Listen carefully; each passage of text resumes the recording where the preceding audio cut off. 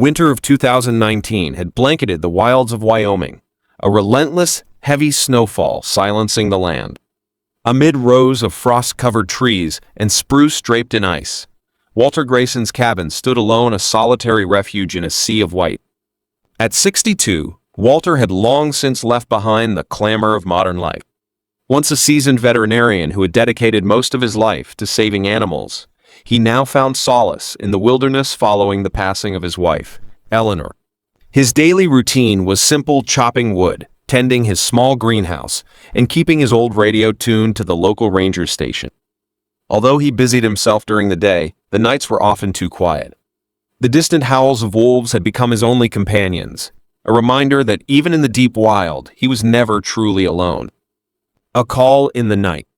One bitter evening, as Walter sat by the fireplace with a cup of tea, a sound shattered the stillness. A howl. But it wasn't the usual call of a pack, it was different. Weaker, desperate. Walter's instincts sharpened. Having spent decades with animals, he knew the sound of suffering all too well.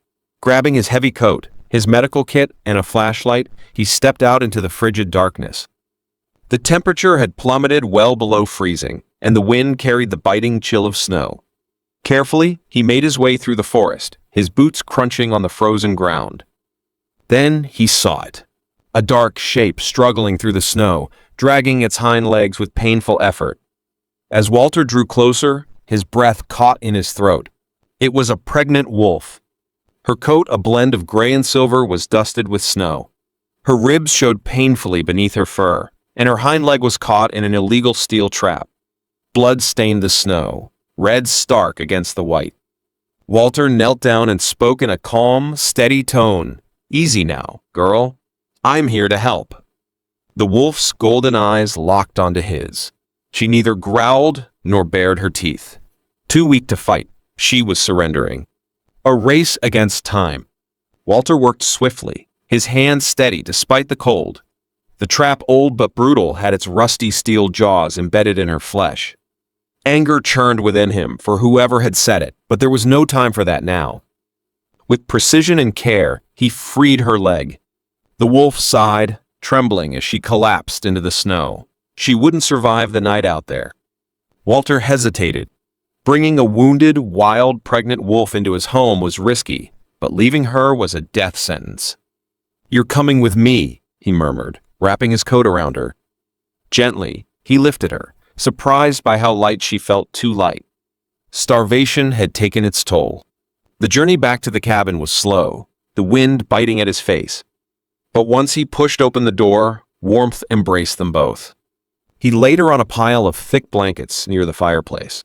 For a brief moment, her eyes fluttered open, locking onto his before exhaustion finally overtook her. Walter had saved her. But he didn't yet understand what that meant. He still hadn't figured it out. The following weeks, a test of patience and skill. The weeks that followed tested his patience and skill. Walter carefully cleaned her wound, sutured her leg, and introduced a special diet to help her regain strength. Gradually, she began to trust him. She no longer flinched at his movements. She took food from his hand. She even watched him perform his daily tasks, as if trying to understand him. The wolf, now given the name Maggie, slowly started to accept him. A bond formed naturally. On a stormy night, as Walter sat by the wood stove with its lively crackle filling the cabin, he glanced over at Maggie as she shifted in her makeshift den. 4 weeks had passed since he rescued the injured pregnant wolf, and every day had been a delicate balance of care and caution. He knew she wasn't a pet, she was wild, and always would be, but something in the way she observed him, the way she tracked his movements, told him their bond was different. Her strength was returning, along with her instinct to roam. At night, she would linger near the door, occasionally pressing her nose against the cold window pane, ears pricked at the slightest sound from the forest. Walter had seen this in other rescued animals, the pull of the wild, the yearning for something beyond the confines of a sheltered life. "You miss them, don't you?" he whispered as he knelt beside her. Maggie lifted her golden eyes to him, then let out a soft whimper. He sighed. "I can't keep you here forever." The arrival of the pups. That very night, a sharp whimper roused Walter from sleep. The time had come. Maggie lay curled up in her den, panting and trembling as her first pup was born. Walter moved carefully, keeping a respectful distance while ensuring she had everything she needed. Hours passed, and outside, the storm raged on as if mirroring the intensity of the moment. One by one, 5 fragile lives entered the warm cabin. Walter could hardly breathe as he watched Maggie clean and nuzzle each pup, her maternal instinct undiminished by her ordeal. Despite weeks of struggle, she had never forgotten who she was. She was a mother. When the final pup settled beside her, Maggie turned her gaze toward Walter, a gentle look in her eyes that he'd never seen before. "You did well, girl," he murmured, his throat tightening with emotion. In the weeks that followed, the cabin filled with the sounds of new life. The pups grew stronger every day, their small howls echoing off the wooden walls. Maggie, ever vigilant, allowed Walter near but always kept herself between him and her pups. She trusted him, but only just enough. And Walter understood. The call of the wild. By the 6th week, Walter noticed a restlessness in Maggie. She spent more time near the door, her ears standing alert at every faint sound from outside. The pups, now tottering on unsteady legs, grew curious about the world beyond the cabin walls. It was only a matter of time. Then, one late evening, it happened. A deep, familiar howl echoed across the valley. It was distant, yet unmistakable. Maggie immediately lifted her head, her ears pointed forward, her body tensing. Another howl followed. Then another. Walter set his cup down, his heart pounding. They had arrived. A gathering pack. Walter stepped outside, his breath turning to mist in the cold air. Moonlight illuminated the shadows among the trees' wolves. Maggie's pack. They stood silent, waiting. Inside, Maggie whimpered softly. She knew. Walter opened the door wider. "Come on, girl.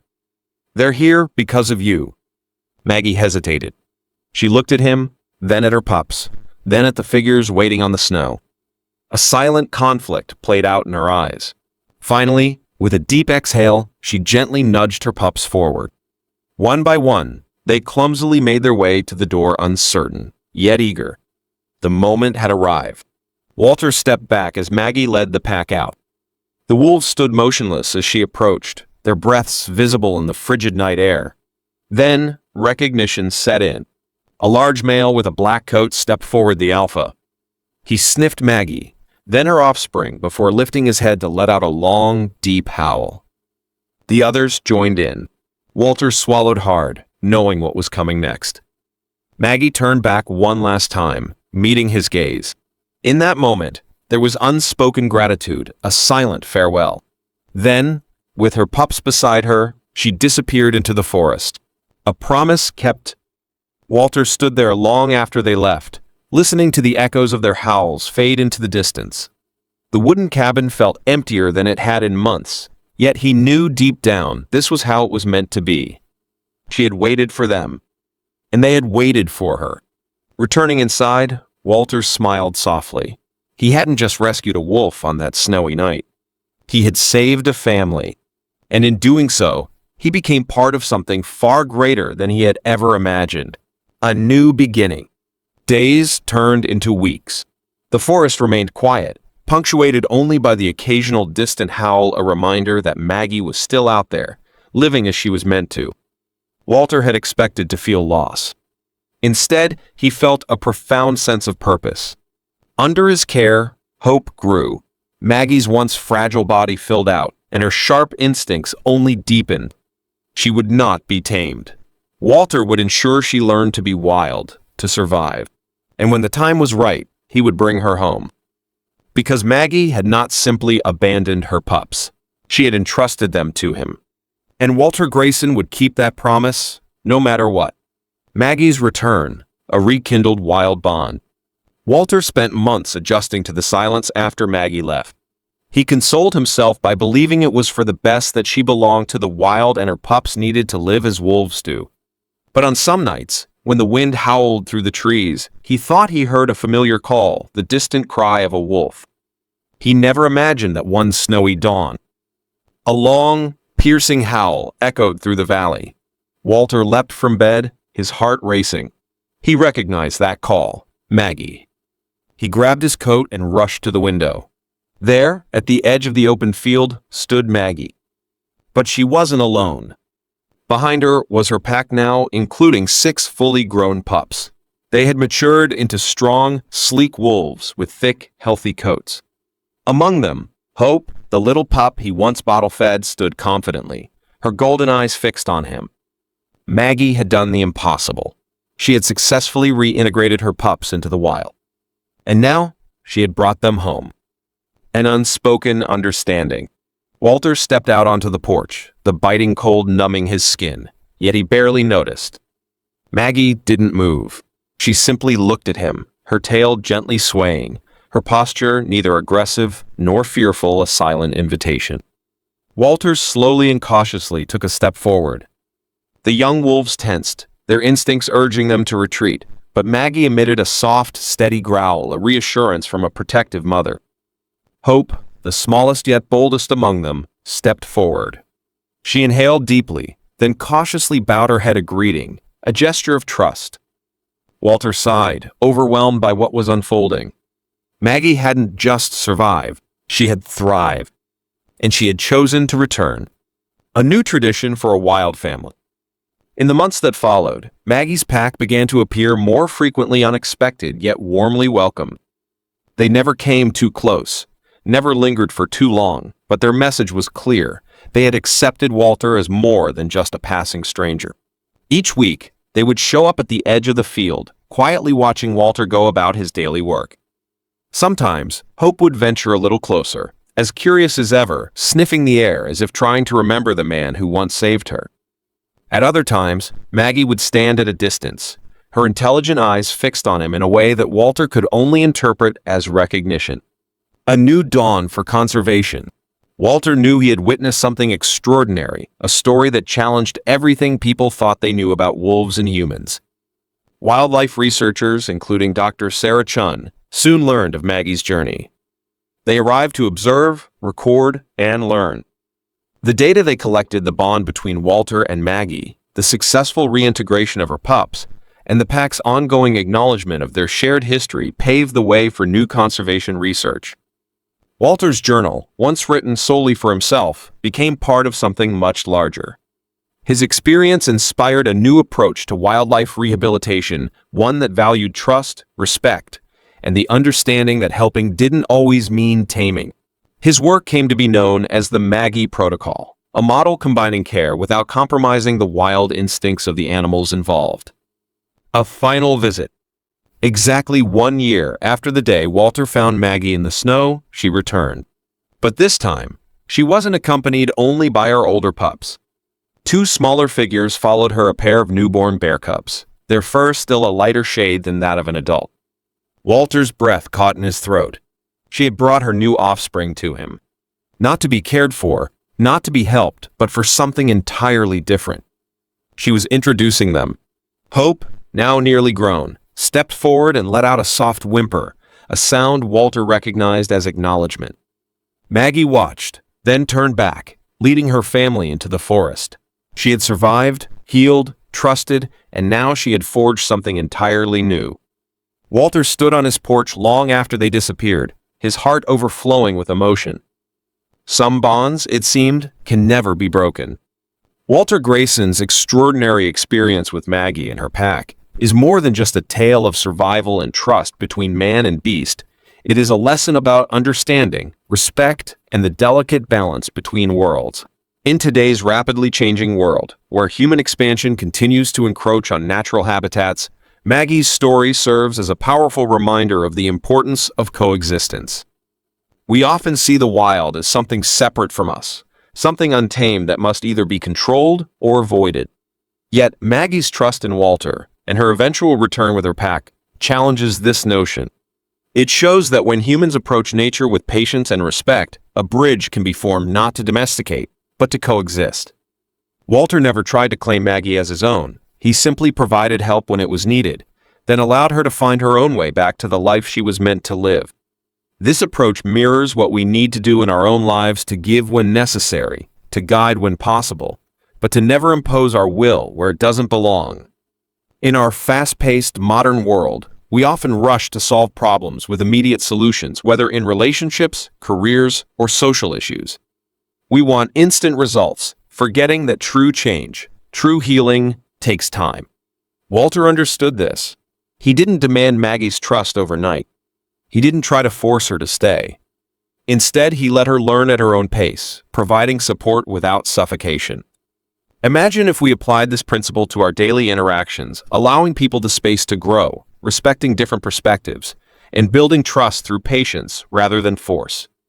Maggie's return to Walter with her pack at her side also speaks to the idea of unseen impact. Walter didn't expect her to come back. He didn't help her for recognition or personal gain. He did it because it was the right thing to do. In today's world, where kindness can often feel overlooked, Maggie's story teaches us that even the smallest act of compassion can have a lasting effect. We may not always see the results of our good deeds immediately, but they ripple outward, shaping the world in ways we might never anticipate. Additionally, Maggie's story challenges the notion of fear and misunderstanding. Wolves have long been misunderstood creatures, often vilified in folklore and modern media. Yet, through Walter's experience, we see them not as dangerous monsters, but as intelligent, emotional, and deeply loyal beings. How often do we let fear dictate our perceptions of others? How often do we judge without understanding, without taking the time to see the truth beyond the myths? Whether in human relationships or in our treatment of nature, breaking down these barriers of fear and prejudice is the first step toward true harmony.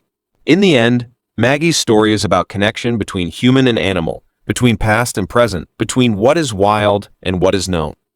It is a testament to the idea that when we treat the world around us with respect, when we seek to understand rather than control, and when we allow nature to guide us rather than the other way around, we discover something truly extraordinary, a balance, a partnership, and a deep, enduring trust.